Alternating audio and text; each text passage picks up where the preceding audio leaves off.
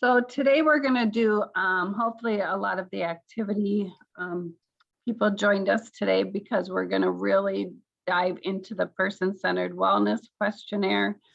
I know Penny's doing a lot of audits and we've been circling back, and we're just struggling getting this done. And it for Minnesota and Missouri, it is a regulation, I believe, for Illinois also. And it's just good practice for every state. So we'll go through how to fill out the questionnaire, and then we're going to go through how to document your activities in Care Assist, and then we're going to go through some reports. And then activities, if you guys want to log off, that's fine. Minnesota nurses, if you could stay on. We're gonna just go over a little bit. We had a mock survey done at Shakopee, and they're finding some inconsistencies with the evaluation answers. So we'll quickly go over those. And then again, we'll readdress this hopefully on the Housing with Service meeting, or have a separate call for Minnesota. But these are the areas for the survey. So we're gonna go ahead and we're gonna go over to our demo site today. And hopefully you've all seen your sites for senior living, but I'm in the senior living matrix care application. So when we as the nurses are doing evaluations, we have these things called forms that trigger onto our evaluation. A person-centered wellness questionnaire is a mandatory form. It will trigger every time we open an evaluation. The nurse, however, is not the person to fill it out. It is going to be the activity persons, the housing managers, whoever is kind of assigned to that task in your community. Although the nurses, if we know something, we will fill it out, of course, and assist. When you log into Matrix Care and you go to the evaluation page, you're going to see, for you that aren't familiar, we have some evaluations that are active, and then we have some that are in progress. Once they're active, you can no longer edit anything in here. So I cannot click in any of these and edit them. I could perhaps go into Helen Park, and you can see her wellness questionnaire has not been done. It's not green checked. And this one is in progress. I know some activity people are accessing the form this way. You could, if it's in progress. I'm not sure if that's too confusing, but what I would like you to do is really to concentrate on going to clinical and then going to forms. When you go to forms, you automatically can just go right to new, select your type, which is resident, select the person. So we're going to go down to Helen Park, and I want to add a new form. Or I could copy an existing one. If you copy an existing form, it's kind of nice because I can always take the last form done. And then we don't lose all the information. So if you get in the habit of just always copying over and seeing if there's one present, which there always will be for this particular form, and then we just hit the add button. You're gonna see I get this pop up, and this is as an in progress form has already exists for this resident. This is preventing me from opening multiple in progress forms for one resident. I now just have to hit OK. I now will go up to my filter. Remember, the filter is your friend in senior living. I'm going to change my status to in progress, and then I'm going to hit that search button. Now, if I look down here, I can see Helen Park has one in process. I can now highlight that and I can modify it. So it doesn't matter if it's That's open. what I clicked. Pardon me? Did someone have a question? You'll see here now that Helen's form is in progress. So now If I'm the nurse, I'm just gonna write my name is Helen. If she has a nickname, we can put that here, and maybe she likes to be called HP. I don't know why. We can put when she moved into the community, and if you see here, the dates are always up here, admitted on 6/15. So maybe I'll just say she was admitted today or this month. What room does she live in? Well, she's in apartment 101. I might put in an additional note. Used to live in the independent living side, now on AL side. Very familiar with community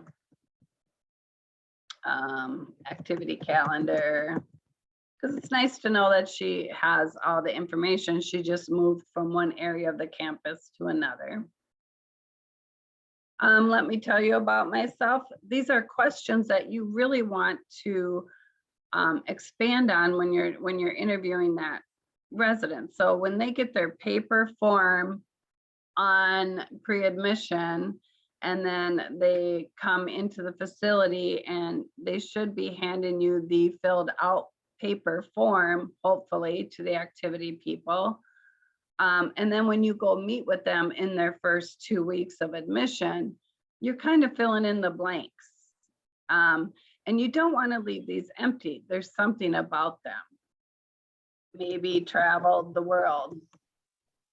You know, use your open-ended questions, try and get them to talk about things in life. 2 kids, 4 grades, and 6 grades. So you're really trying to engage them, try to figure out what their life is about. My favorite pastime includes gambling. And you really want to put as much detail as you can. Now, if they really don't want to answer it, you can just write unable to answer. Maybe they have some dementia, so they can't. But I might engage the family then to get a history on them. I might call the Well, she said we were daughter. muted, and then it said to unmute. Does someone have a question? Someone's talking about muting and unmuting. Okay. And so as you're filling this out and you're getting the details, we're finding a lot of these end details are missing. So things I like and dislike type of music. If I really like rock and roll and I really hate jazz, I'm gonna probably mention that, because I'm probably not gonna go ask them to come to the jazz performance. Do they like dogs or cats?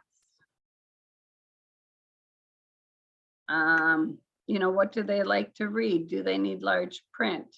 What is their religious experience? Do they like to go to rosary? Do they like to go to whatever those things are? We really need to get a little bit better detail. There's a lot of notes here for if they were talking about end of life things. Maybe they brought up that, you know, for end of life on their, they want a service here at the AL with this type of music, etc. So maybe there's some detail in there. Question 11, I prefer to plan my own activities and have time to myself. That's important to know. Or if the family says she's never going to leave her room, you have to just go get her. Then we know we're not going to say, hey, do you want to come to activities? We're going to say, hey, bingo's going on. Let me take you there. So there's a little bit of different approaches you want to do, and that's an important question. And so as you're working through these, we have to ask, especially in Minnesota, if they want to volunteer, if we can help them set that up, if they want to participate in community activities. And so As you read through these, there is at the very end more of a summary, and this is missing a lot. So preferences and routines. Food, if you hate eggs, shellfish, we want to make sure that gets in there, and I don't know why that's doing that. I can't, probably. How can you help me? Do not put on my plate. Activities only on Mondays and Wednesdays. All other days I don't want to go. My daily schedule is I want a newspaper in the morning with a cup of coffee, no pills till I am done. So if that's what they said, that's going to alert nursing. I obviously can't spell today. So when you're all done filling out this form, we're going to go ahead and hit the save button in the bottom. Does anybody have a question on how to fill out the form?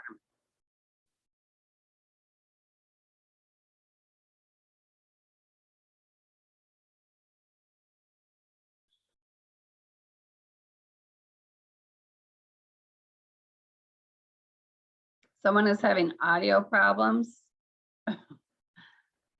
Audio, try turning up your volume. So there's a volume button. Let me just show her. Oh, she probably can't. Sorry about that, Cindy. I didn't see people had chats going on. Anna, we'll talk about that section here in a minute. So are there any questions on filling out the forms at this moment? Okay, once we hit save, I would like you to finalize it. You would have to put a date in, and you could put non-applicable and then save. If you can't finalize it because it's linked to an evaluation, it will trigger you to do that. And then you just put okay, hit cancel, and don't save it, and just go right back to your forms. You don't need to do any more. It'll finalize when the nurse is in the evaluation process. So when I'm going back to my evaluation now, and I can see somebody finished it, I can click on this link if I don't want to open up the evaluation, and I can read everything that I just put in here. And then as I go through it as the nurse, I'm like, oh, she doesn't like to go to bed early. Good to know. So now I'm the nurse and I'm in here, and just so the activity people understand, I am modifying their service plan. So their assessment questions. And so I can go in and I can see this form as I'm filling it out. And I can come here and go to my areas that I need to go to, and I can now go to activities of daily living. And I can say, hey, she needs assistance twice a day. And I know that I need to make her later in the day.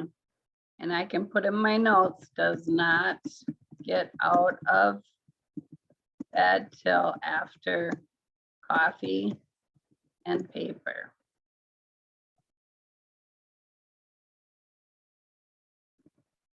Around 10 a.m. And then I can put in all the care needs that they have. But that's how it's going to integrate. So I can see everything. If there's something special about that, let me go up and find the question. If there's something that doesn't fit in, but I really want the staff to know,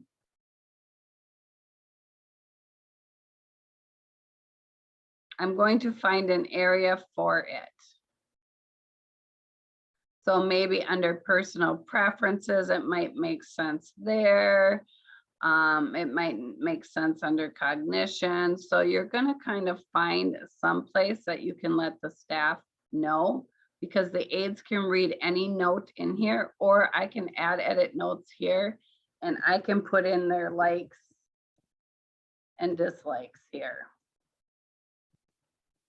Now the aides can read anything in here, so I could summarize that form, whatever I feel is important for the aides to know. So it can go here if it doesn't go anywhere else. But we're trying to incorporate that form somewhere, the pieces into these areas here, or put them in some place that makes sense. Let me just quick fill this out so we can finalize this.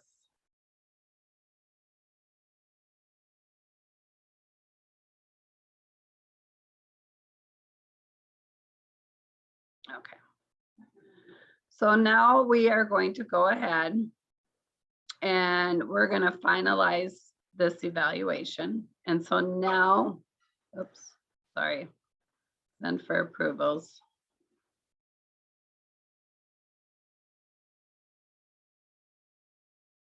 And now we're going to go ahead and finalize it. And maybe this is the initial.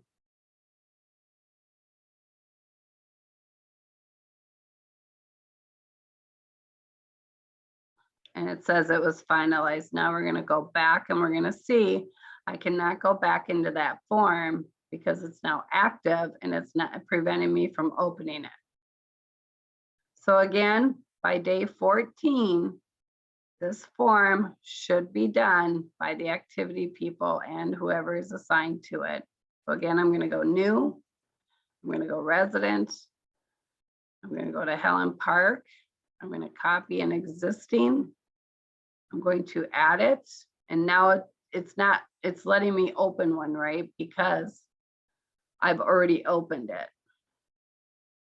And you can see here, all the information from the first time I did it copies over. And then I can go ahead and finish filling it out. And so ideally, it would be nice to have a routine of how often you're going to look at these, because they do need to be looked at yearly. So now I go back to forms and I can say, well, I'm all done with that questionnaire and it was in progress. Let me find Helen Park. I can always search in my search field and pull them up and find the one that was in process, highlight it and go ahead and finalize it, because I'm all done now.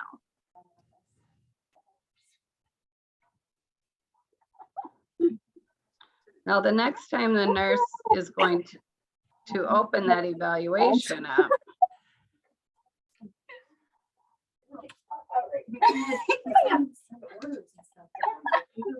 Shoot it down.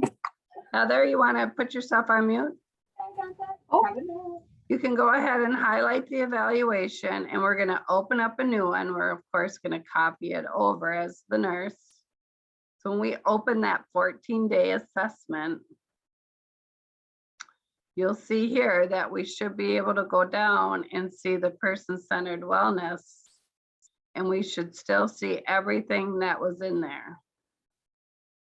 Now you'll notice some of it didn't copy over. There's a glitch and that is supposed to be fixed this month. They're doing a special rollout, so it's supposed to be done with this next service pack. So hopefully it'll start working the way it's supposed to be. But ideally, that's how it would work. Again, we would put in their preferences and we would have that done. And it keeps copying over, copying over, copying over. So it's always up to date. Again, I could go into that person-centered wellness questionnaire going in here if it's in progress. Any questions about the form of person-centered wellness?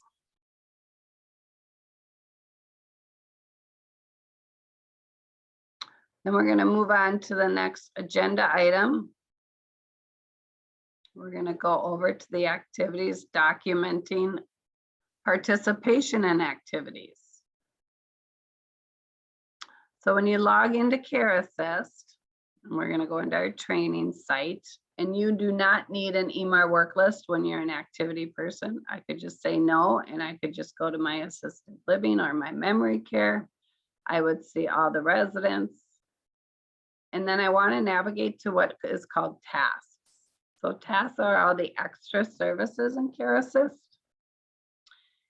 And you'll see here, it's giving me a blue warning that I need to select a resident. It's telling me if I don't click on one of these, my tiles won't show up. So now here's all the tiles that you could start charting extra services or your activities. So you most likely either be doing behavioral, communication, maybe a mood charting, maybe somebody was having difficulty with their mood today.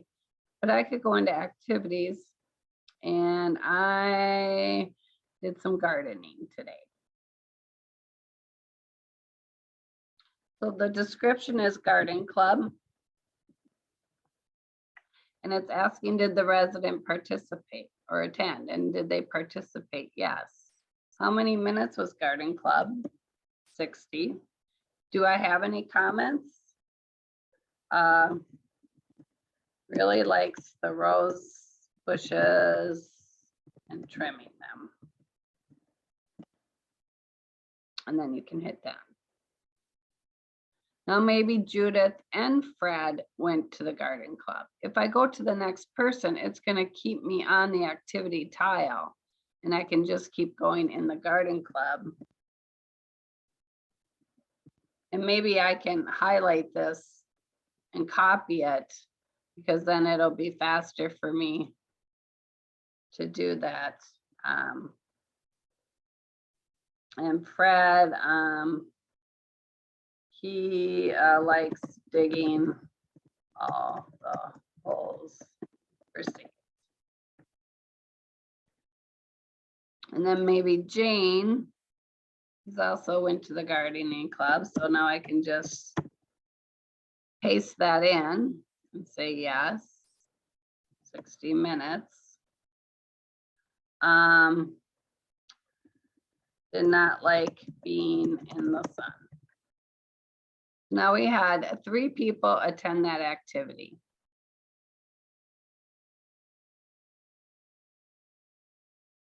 Does anyone have any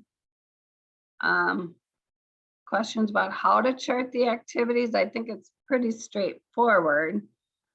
And I know a lot of people are already doing those, but there's quite a few to pick from. And we cannot customize these. These are just what Matrix gives us.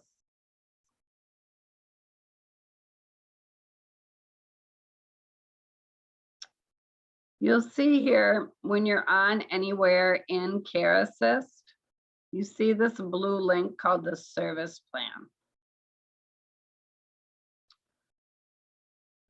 So if we're on Helen Park, if I click this blue service plan, oh, let me quick go back to her service plan.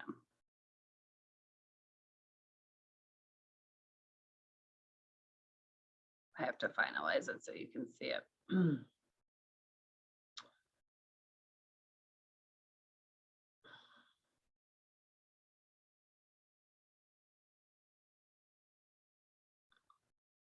So if I go to Helen Park and I click on this view service plan link,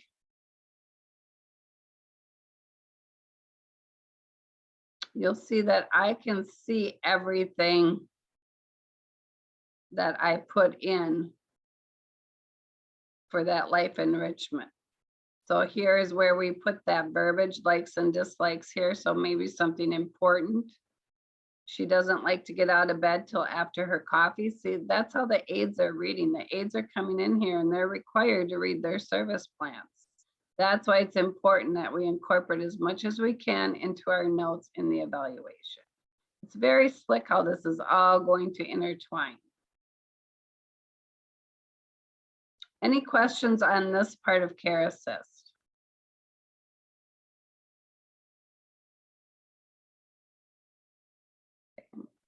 We're going to go over to reports. And I know we've been trying to run some reports. for care conferences. Regina has been really good about running their activity reports. And then we had a glitch with Matrix. They were having difficulty.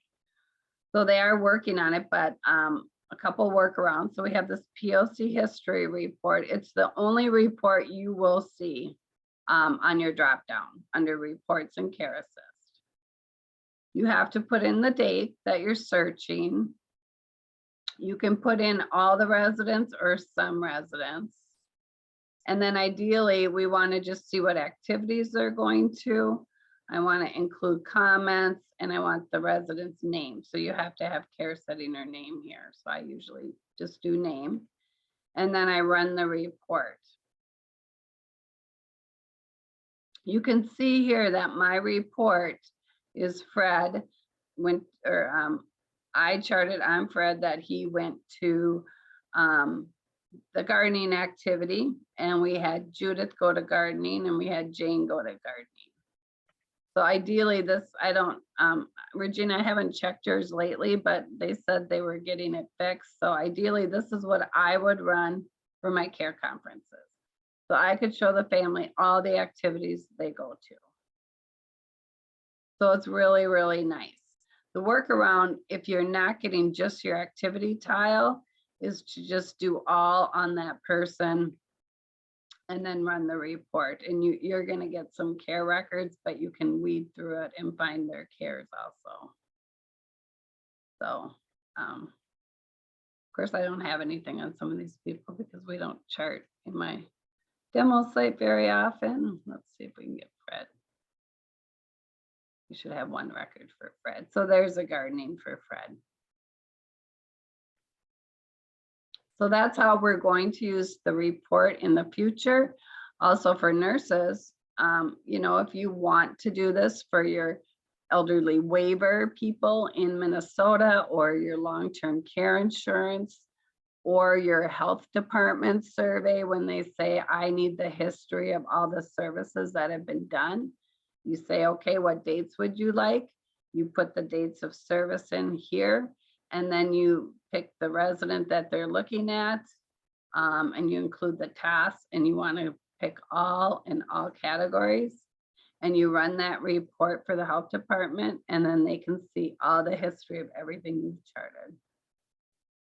What's nice about this in the health department, they don't see what wasn't charted. They don't see the mischarting like you would on a MAR if they missed a medication. So it does reduce the health department seeing certain things we don't really want them to know. So that's under your POC history report.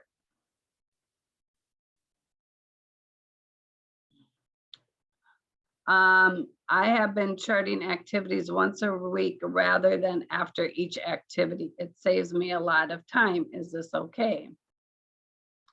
Ideally, we do want Care Assist to be used for real-time charting. That's the point of having it. If you need a handheld to help you with that, that would be great. But when we're under task, you'll notice that I cannot change the date because it's made to be real time. So I know this is all brand new for all of us. We're getting used to it, but as time goes, we're going to really try to get you guys to chart in real time. I hope that answers that question. Penny might have more to say on that, but our goal is to be real time because then you can prove when things were done. Any other questions on that?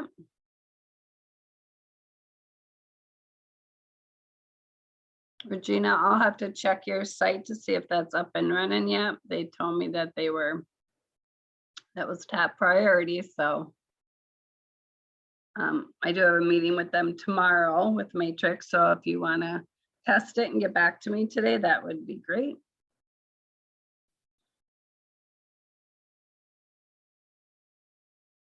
So activities, if you want to go ahead and drop off, and I'm just going to keep on the Minnesota nurses. Other states can stay on because if you want to, but it's just part of the evaluation that we have to go over for the survey. We'll just wait a couple minutes for.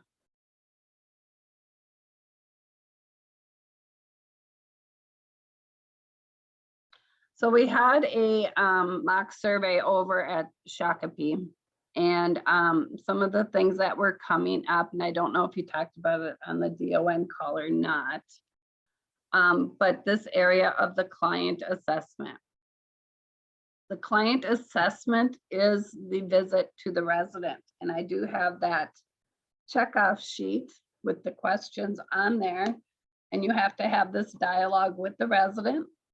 The intent of the visit is to watch the aides do a service, and it's also to make sure that the resident is happy with their services and reviewing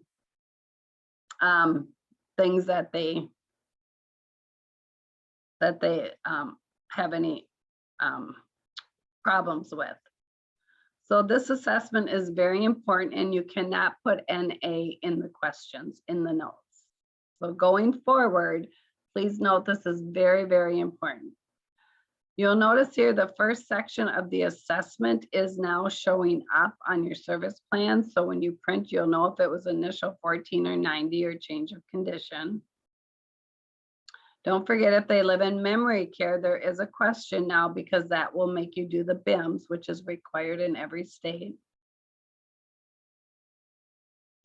But the temp, pulse, respirations, and blood pressure need to be filled out. You cannot leave them blank. It is part of your review. If you took it from the vitals section of matrix, that is fine. It doesn't mean that you have necessarily just did it with this visit, but you know, put in the actual vital from matrix, whatever it is that you want to say here. They want to know that you reviewed those vitals and that they're in normal range. They want to know that you're looking at the weight and if there was a gain or a loss, right? So you want to put that weight in, but you also want to say stable, gained 3 MD, notified on 2/7/22. These are you telling people that what you did about it. It's that general communication. Next time I open that eval, I can see like, oh yeah, look at, they gained 3 pounds. Okay, the doctor was notified on 2/7, because you're reviewing their clinical record every 90 days or a change of condition.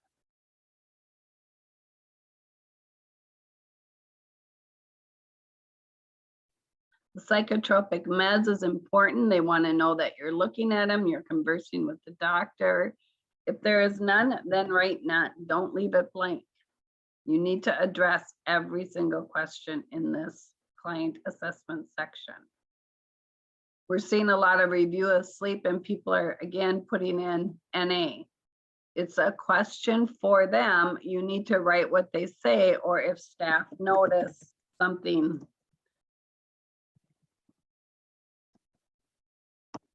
you need to summarize it here. So every single question through this clinical assessment needs to be answered. These are not optional. You need to ask these questions and you need to write a response. Whether they refuse to answer or they answered, it needs to be documented. Do not leave them blank. Click every single question. Is there any questions about this section, the client assessment?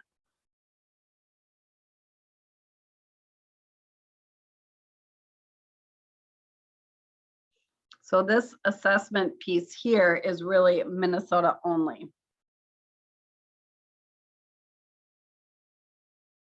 The other section that the mock survey really looked at was this new section, the IAPP section. That is new to Minnesota. You have to click all 4 sections in here. They want to see if they're susceptible or not, that you looked at it. So you can write not susceptible, or you can write You know, we have some of those memory care residents that are very sexual, whether it's from their meds or whatever. Maybe looking for a girlfriend. And so we're gonna kind of watch the female residents. So these do pertain to certain residents, and you need to kind of think about that. And of course, there is that last quick note that all staff have had initial and annual training, and we're all mandated reporters, so that if they notice any abuse, they know that this is a mandated reporting item. That's why we put this one in here. So it should be on all four. So maybe they don't. And these notifications are nice because they kind of give you a hint about what we're looking at. You want to identify their risks. You want to minimize that. How are we going to minimize the risk? So that whole plan needs to be in here. Is everyone susceptible to physical abuse? Well, they sure could be in an assisted living. We have a lot of people coming in and out. We have a lot of staff. If they have any diminished cognitive ability or physical ability, they may not be able to remove themselves. So that would be causing them to be susceptible. If they can't get themselves out of a dangerous situation by walking away or lacking the cognitive skills, then that should be noted here. And then again, the mandated training here.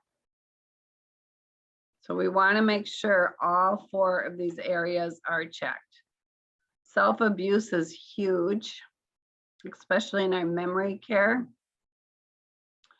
Again, ignoring safety, wandering, refusing to eat, spitting out pills, refusing showers. So if they really need showers or toileting and they're refusing, that is self-abuse. So then we need to put that here. We need to say how we're going to minimize that risk, and then we need to go ahead and add that staff training. And then, are they susceptible to financial exploitation? If they have a phone, they're susceptible because we have tons of people calling them, begging people for money. Very easy to get caught up in that. I might put that in here. Do they have the cognitive ability to know if it's a scam call or not? So that's something that we want to address. Or do we know their family supports them and maybe they're paying the bills? But if the resident made any indication about family abusing their financial powers, we can put that in here, that the family has concerns and that we have notified the appropriate people. But we're always listening, aren't we? And so we're always ready to handle that. If we see anything funny, like all of a sudden they're not paying their bills, but yet the family has a checkbook. I mean, those are things that we're going to trigger us to kind of look into that. So all four of these areas, and again, we are all mandated reporters. We don't have to know if it's true or not. We just have to have the suspicion, and then they can go ahead and do that.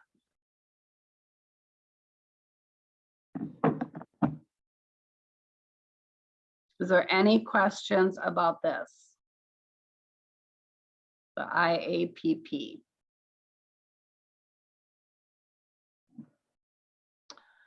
I know we have a little time left on the. Oh, go ahead. I was just wondering, can we go back and do the BIMs if we don't have the BIMs done? You can do a form at any time outside of the evaluation. So remember, if you want to ever go in to do any form at all, because the forms are all these mini assessments, you can just go right to new, right to resident, right to Fred. I can add a newer copy over. If I don't see a BIMS in here, I can say, oh, there's my BIMS, and I can go ahead and add that. Okay. So you can do any of those forms that you want to. There's a ton of forms for everything. If you look in here, you have every time somebody falls, there's a form, right? We do the new fall report. That's your incident clinical charting. If they have an infection, there's an infection report. Every time they have a UTI, if they discharge, you do the discharge summary. So everything in here is needed to be done. Self-administration of medication is in here, PHQ-9. Anything that we could possibly want is built in here. So Sounds you good, can thank go you. up, you can always go above and beyond. It's not required for all, but some nurses like to do them. Linda, this is, hold on, I have to get off at 1:45 for another meeting.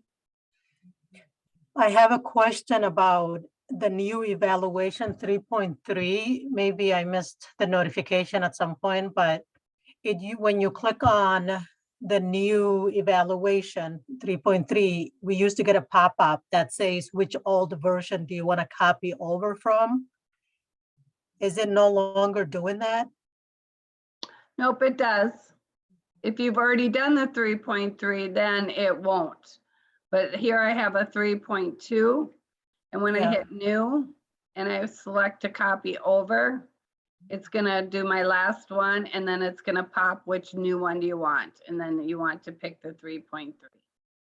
Oh, okay. I've been picking create new using template. So Nope. it's the existing, but then it will ask you the 3.3. Yeah. I had it backwards. Oh, yeah. I It's thought it easy to do stopped. because I think it's confusing the way it kind of played out, but yeah, that's how you do it. And you would only see the Minnesota because you're Minnesota. I just see all of them because, you know, I have so many different templates for different states, so. Yeah. Okay, I'm glad I asked. Thank you. Yep. Med management and the treatment therapy management plan. We're having some issues with that. We're gonna go over this with our housing with service meeting also, I believe, because I know we're running out of time, but I just want to go over at the end of your service plan when you print it, please read this. This is your treatment therapy plan.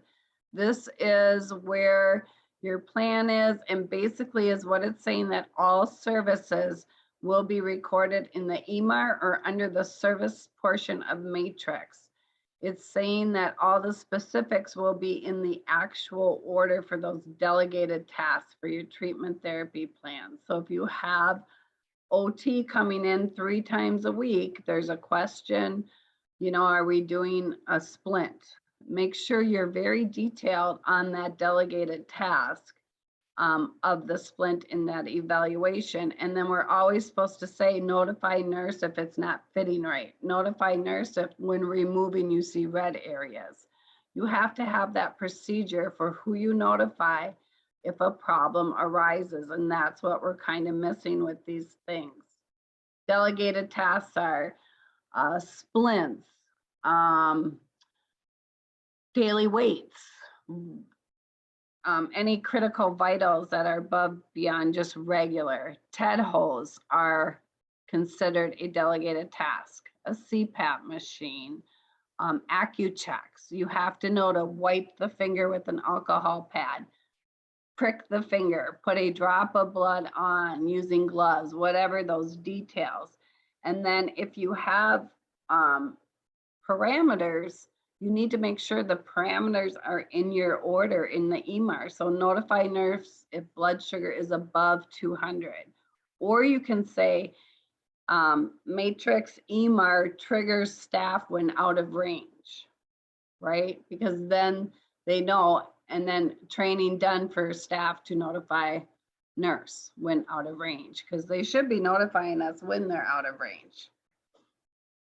So I want to make sure we're doing a little bit better job. We're going to go a little deeper into this on our next call. The med management plan, exactly the same. Under that med treatment therapy question, so under here, med treatments, this is so important when you're setting up your med management plan. This is what we're doing. So we have a weekly quality check by the nurse, not the aide. The one time we have to change that, right? We pick the day of the week that that nurse is going to go in and review the aides giving those meds. So here's our med reconciliation. These are all the things we're going to do. But notice this second question, is there any special storage of meds? You don't just pick the quick note, but you're going to put here, let's say I have Lantus stored in fridge in office until use, then to room. Any special storage of medications? So if I have, what is it, Depakote is now defined as a toxic chemical, isn't it? You have to bag it away from the other. I think it's Depakote now. Stored separate from other meds in plastic bag. Something came up today that said resident keeps narcotic in room to self-administer. Educated on safety, offered lockbox, because you know we can't force them, etc. You're going to put all that detail in here, what we're doing about that, and if it's set up in a planner,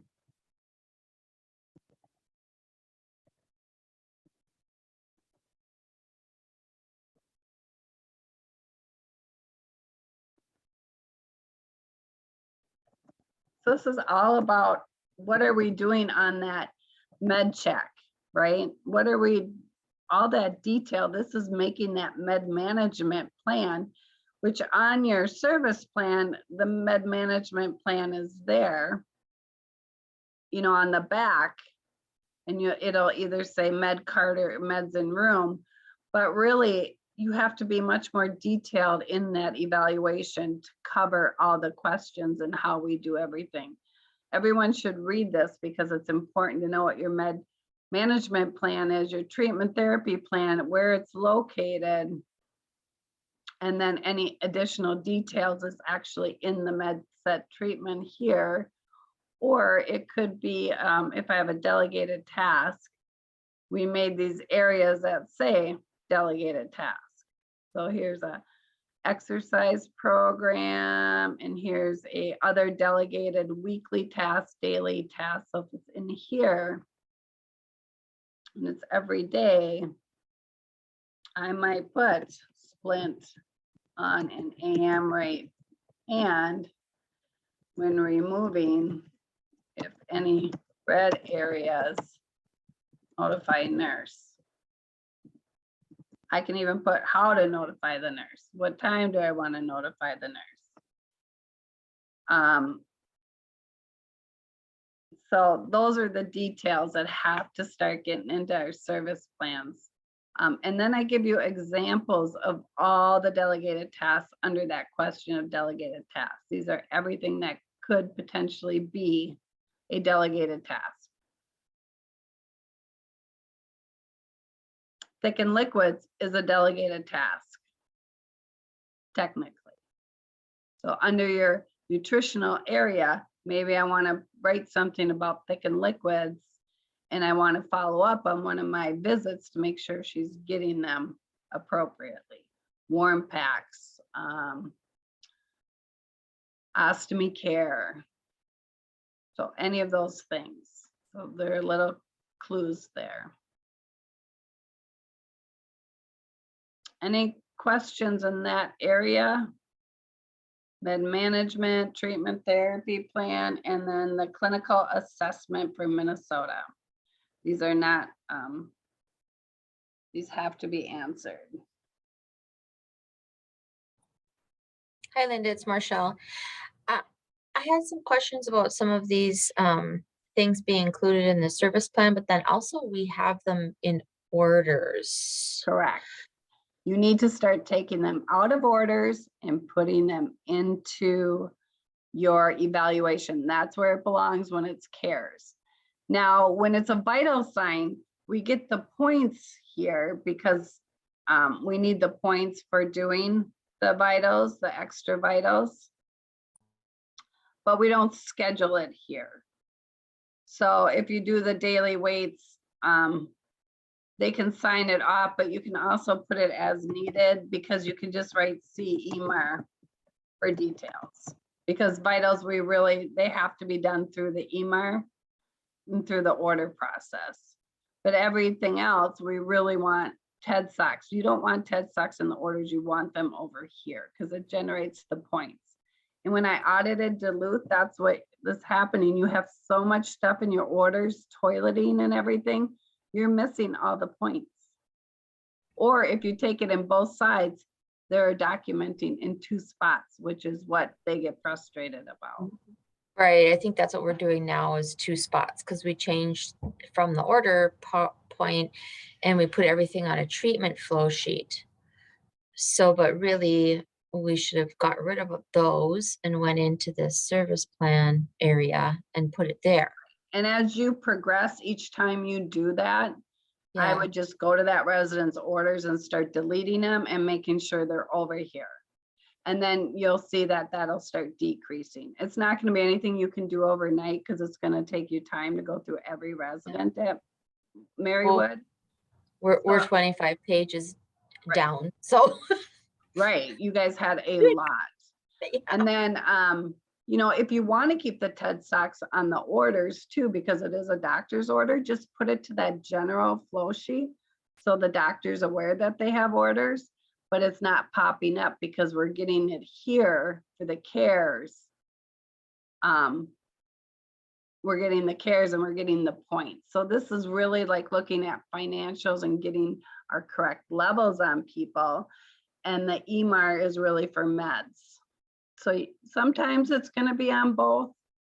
It's just a little bit of, you have to kind of get used to like what you need where as you start doing them more and more. But you wouldn't want TED host showing up on the EMAR because it's here. You wouldn't want the CPAP showing up on EMAR, it's here, oxygen. But you need an Yeah. oxygen order, you just put it to the general flow sheet. Now, Okay. sometimes someone's asking, do you have suggestions on how to do the cleaning and the replacing the equipment on the CPAP so it's not in the orders? I think on the CPAP here, we have it in the quick notes. So you can go ahead and add that there. If it's something you want weekly, there's something called other weekly task here. So I could say every week I want you to do the deep clean. I can decide if I'm going to do points or not for that because I kind of feel like it's a daily thing that they're putting it on and off. So maybe I'm going to override that. And then every week I'm going to put soak, CPAP, mask, and vinegar. 1 part, 2, 3 parts water. That's why we created all these other tasks and delegated tasks throughout that for those one-offs that we really don't know where else to put it, but we want it in the evaluation. And remember, the points equal time. And if we really want to know what our staff are doing, we want it in the evaluation. Right? So we have accurate information. That was a great question, Diane. Did I answer it? I hope. Okay, good. And if you ever are struggling, I want to just really reiterate this. If you guys are struggling with how to put something in an evaluation, or you question, would I put it in the orders or would I put it here? Lisa from Madonna's is so good about just calling and talking it through, because sometimes it's just like, I need to talk it through with somebody, and everybody has great ideas. So you can call each other, like, what would you do with this? Or you can call me. because it's kind of fun to figure things out. And as we keep getting, well, we're getting harder and harder residents as, we age in place. Some of these questions might need to be tweaked down the road, or we want this to work a different way, or, so it's really good to just always be communicating, always wanting to do things different, upgrading. And that's why we meet monthly, so that we have things come up, we can problem solve together. If that makes sense. Well, I appreciate it, Marshall. Being new It's a big system, and then all and of a sudden changing. it will start clicking.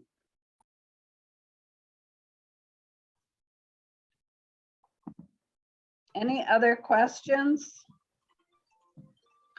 I am off this week, you guys, so if I don't get back to you, I will try to get back to you. I'm watching my email, but I'm kind of tied up with some other things also, so I'm trying to answer you guys if you have questions, but if I don't, I will get back to you for sure next week.